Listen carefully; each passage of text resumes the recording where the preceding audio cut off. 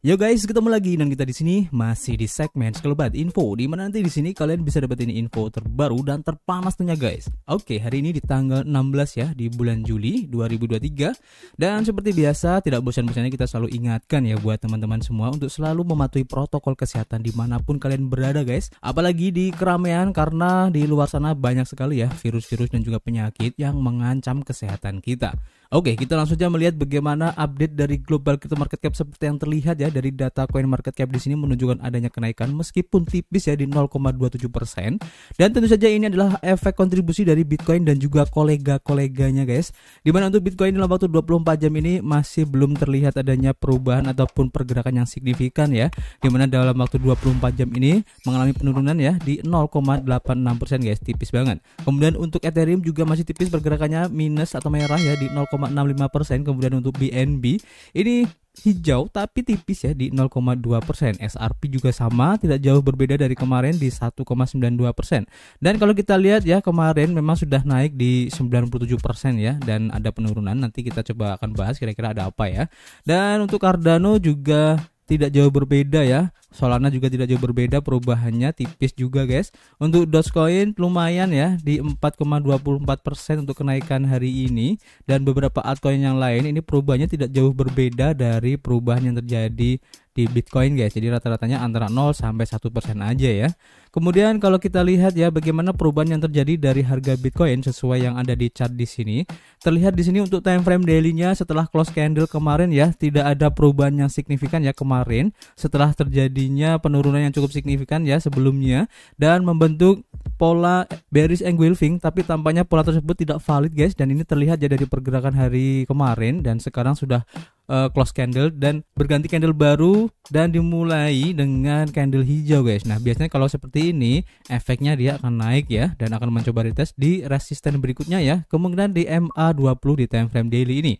Tapi ada kemungkinan juga mungkin akan turun dulu karena efek dari volume waktu penurunan kemarin yang cukup besar juga ya di bearish engulfing-nya. Jadi ada kemungkinan akan mencoba retest di $30.000 dulu guys sebelum melakukan kenaikannya lagi untuk Bitcoin ini. Karena sentimen positif dari Bitcoin juga masih cukup banyak ya kalau kita lihat beberapa artikel yang beredar, dan itu menjadi stimulus yang cukup bagus ya untuk pergerakan dari Bitcoin ke depannya.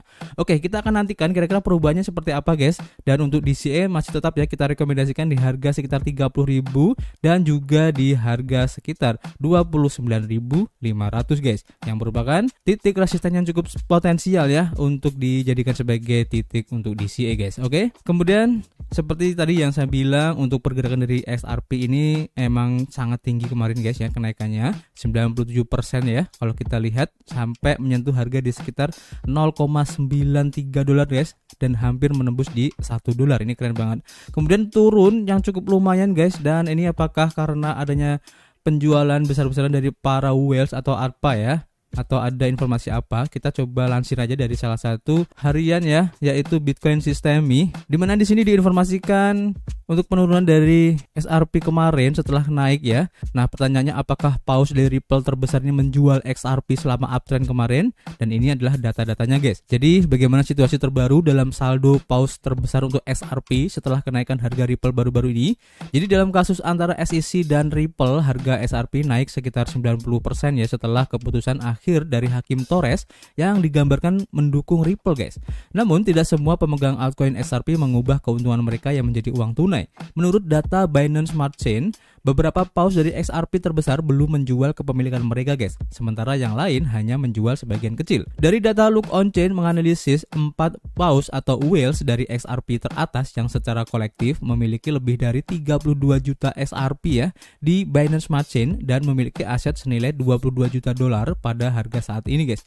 Dan berikut adalah profil mereka. Paus dengan kode OXF522 ya adalah pemegang ataupun holder dari XRP terbesar di Binance Smart Chain ya dengan 25 juta XRP, Dan Paus ini membeli semua XRP-nya dari Binance antara 22 April dan 24 November 2022 kemarin guys, dengan harga pembelian rata-rata di $0,43.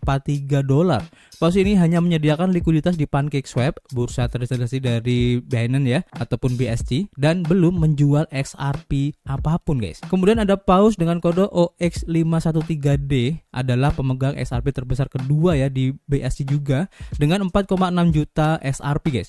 Paus ini membeli 10 juta XRP dari Binance melalui alamat OXA1C3 dengan harga pembelian rata-rata di $0,45.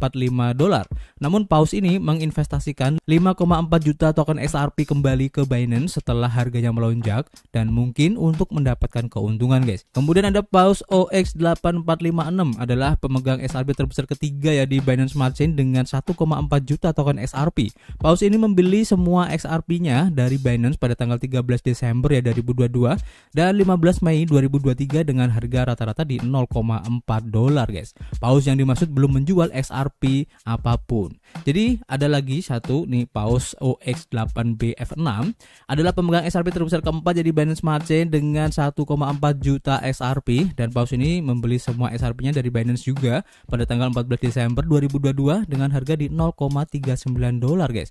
Dan Paus ini belum menjual XRP-nya sama sekali guys. Dan ini menarik ya kalau kita lihat pergerakan ataupun perilaku dari Paus XRP ini setelah kenaikan kemarin ya, tampaknya masih terlihat ya optimisme dari para whales besar ini guys, meskipun ada beberapa yang mencoba untuk mengambil keuntungan juga ya. Dan kalau menurut saya pribadi sebenarnya untuk perubahan yang terjadi, penurunan XRP ini karena perilaku taking profit aja ya dari beberapa investor ya, dan juga retail guys yang mengamankan posisinya ya setelah kenaikan kemarin. Dan sebenarnya perilaku seperti ini wajar-wajar aja.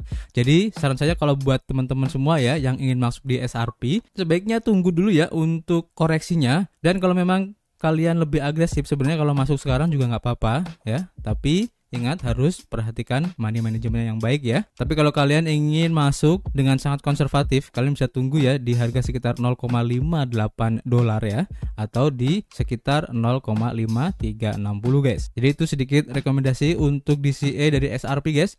Dan kita lanjut ke informasi berikutnya ya. Kita lansir dari harian bitcoin.com. Di sini diinformasikan bahwa anggota parlemen Amerika Serikat ini meminta Kongres ya untuk meloloskan undang-undang kripto setelah keputusan SEC terhadap Ripple tentang XRP kemarin ya, dimana keputusannya XRP ini bukanlah dianggap sebagai sekuritas guys. Ketua Komisi Jasa Keuangan DPR Patrick McHenry dan Ketua Komite Pertanian DPR Glenn G.T. Thompson mengeluarkan pernyataan bersama ya pada hari Jumat terkait keputusan kasus SEC vs Ripple dan perlunya kejelasan legislatif dalam ekosistem kripto guys. Keputusan tersebut juga mengakui ya apa yang telah dikatakan oleh Partai Republik ya selama ini, yaitu ada batas jangkauan SEC, dan menurut pengadilan aset digital mungkin tidak secara inherent merupakan sekuritas, tetapi dapat ditawarkan sebagai bagian dari kontrak investasi ya dalam keadaan tertentu yang diakui oleh undang-undang kita guys. Senator Amerika Serikat Cynthia Lummis juga mendesak Kongres untuk mempercepat pengesahan Undang-Undang Inovasi Keuangan yang bertanggung jawab Lummis-Gillibrand, dan pada hari Jumat ia men-tweet pernyataan dalam menanggapi keputusan tersebut.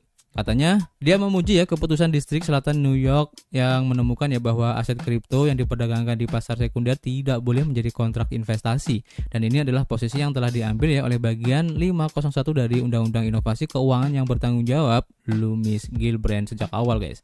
Bunyi pernyataannya ya. Keputusan tersebut menegaskan ya perlunya Kongres untuk memberikan struktur regulasi yang jelas untuk industri aset kripto yang memberikan tingkat perlindungan konsumen tertinggi guys. Kita harus melewati Lummis-Gillibrand untuk menegakkan tes Howey sebagaimana ditafsirkan ya oleh Distrik Selatan New York guys. Undang-Undang Inovasi Keuangan bertanggung jawab Lummis-Gillibrand baru-baru ini direvisi guys, dan rancangan undang-undang ini pertama kali diperkenalkan pada bulan Juni tahun lalu. Lummis memperkenalkannya kembali di Senat pada tanggal 12 Juli. Anggota Kongres Tom Emmer men-tweet pada hari Kamis, kasus Ripple adalah perkembangan monumental dalam menetapkan bahwa token terpisah dan berbeda dari kontrak investasi yang mungkin atau mungkin tidak menjadi bagian darinya. Dan sekarang mari kita jadikan ini sebagai hukum guys. Jadi semakin menarik ya kalau kita lihat perkembangannya untuk XRP ini, dan apakah ini menjadi sinyal bullish kembali untuk XRP? Kita akan nantikan efeknya seperti apa guys. Kemudian kita lanjut ya ke informasi berikutnya. Kita lansir dari harian Crypto Intelligence, di mana di sini diinformasikan bahwa Project Base ya, untuk mainnetnya dari Coinbase ini sekarang dapat diakses oleh para pembangun atau developer ya, seperti yang dinyatakan dalam postingan blog oleh tim pengembang jaringan pada 13 Juli guys. Pembukaan awal jaringan ini bertujuan untuk memberikan lebih banyak waktu ya untuk orientasi pengguna sebelum peluncuran publik resminya yang dijadwalkan pada bulan Agustus nanti. Coinbase awalnya meluncurkan ya jaringan Base pada tanggal 23 Februari, menyajikannya sebagai solusi Ethereum Layer 2 yang memanfaatkan perangkat lunak OP Stack yang dikembangkan oleh Optimism. Komunitas Ethereum menyambut baik ya pengumuman ini dan menganggapnya sebagai mosi percaya yang signifikan untuk masa depan dari Ethereum.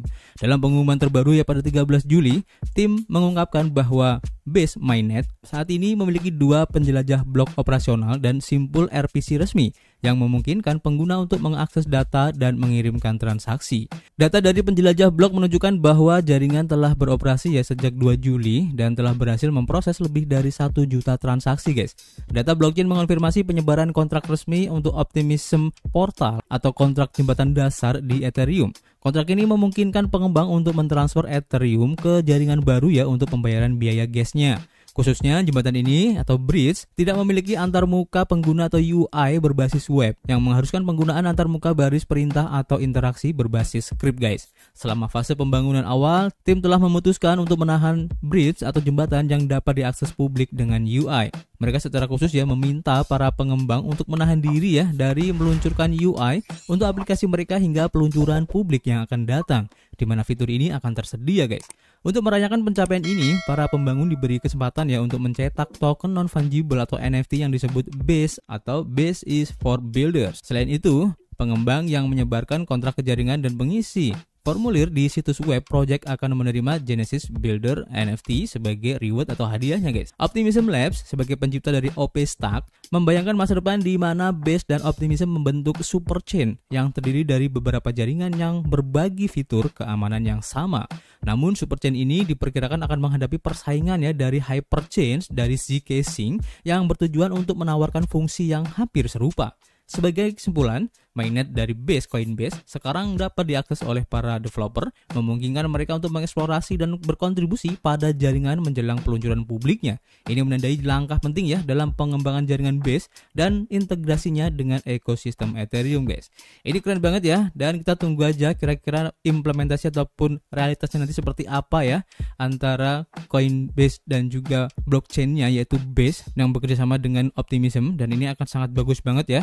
Tentu saja untuk Optimism itu sendiri ya, dan juga buat Coinbase untuk sahamnya pasti juga akan naik jika ekosistem dari blockchainnya ini berkembang pesat, dan kita nantikan kira-kira efeknya seperti apa guys. Ini akan cukup menarik ya untuk diikuti. Dan kita lanjut ke informasi berikutnya ya, masih dari Coinbase ya, seperti yang kita laporkan dari Daily Hodl, di mana di sini diinformasikan bahwa Coinbase dan juga Binance US ini mengembalikan dukungan ya untuk SRP setelah hakim mengeluarkan keputusan penting ya dalam gugatan Ripple SEC kemarin guys. Jadi Coinbase dan juga Binance US dan juga bursa kripto teratas lainnya ya memulihkan dukungan ataupun merelisting ya untuk perdagangan XRP setelah keputusan terobosan pada hari Kamis dalam gugatan Komisi Sekuritas dan Bursa Amerika Serikat SEC terhadap Ripple Labs. Pertukaran kripto teratas Amerika Serikat yaitu Coinbase mendaftarkan ulang atau merelisting XRP pada hari Kamis, diikuti oleh Binance US sehari kemudian guys.